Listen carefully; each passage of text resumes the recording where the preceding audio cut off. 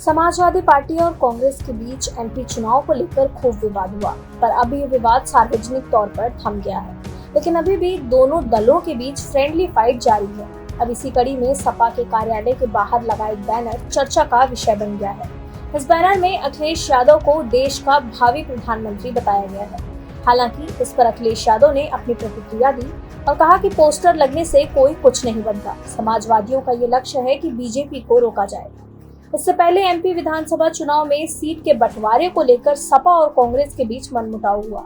बताया जा रहा है कि इसी वजह से सपा कार्यालय के बाहर लगा बैनर चर्चा का विषय बन गया है। सपा और कांग्रेस का विवाद तो यहाँ तक हो गया कि अखिलेश यादव ने कांग्रेस बीजेपी में सांठगांठ तक के आरोप लगाए।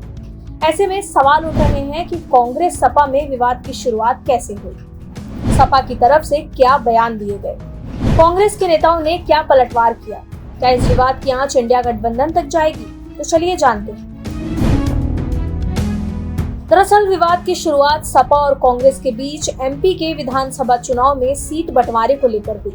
सपा को 6 सीटें देने के बारे में बातचीत इंडिया गठबंधन के मंच से शुरू हुई थी, लेकिन कांग्रेस ने आमला सीट को छोड़कर बाकी सभी यानी कि 229 सीटों पर अपने उम्मीदवार तय कर दिए। इस सूची में वो सीटें भी थीं जिनको लेकर कांग्रेस और सपा में गठबंधन की चर्चा हुई थी और यही विवाद की असली वजह बनी। यहाँ से ही बयानबाजी का सिलसिला शुरू होता है। एक तरफ अखिलेश यादव ने कहा कि कांग्रेस ने सपा को धोखा दिया और अजय राय ने कहा कि घोसी में कांग्रेस ने सपा को समर्थन दिया।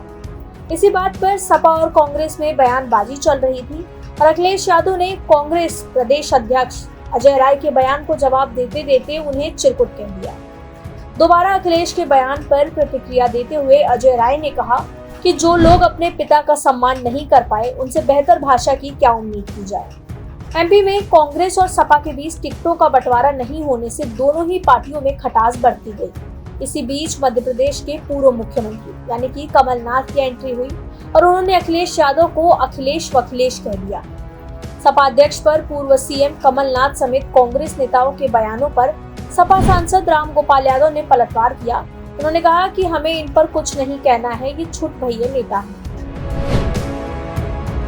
बयानबाजी का सिलसिला रुकने की बजाय बढ़ता ही जा रहा है और इससे सीधा सवाल इंडिया गठबंधन की एकता पर हो रहा है।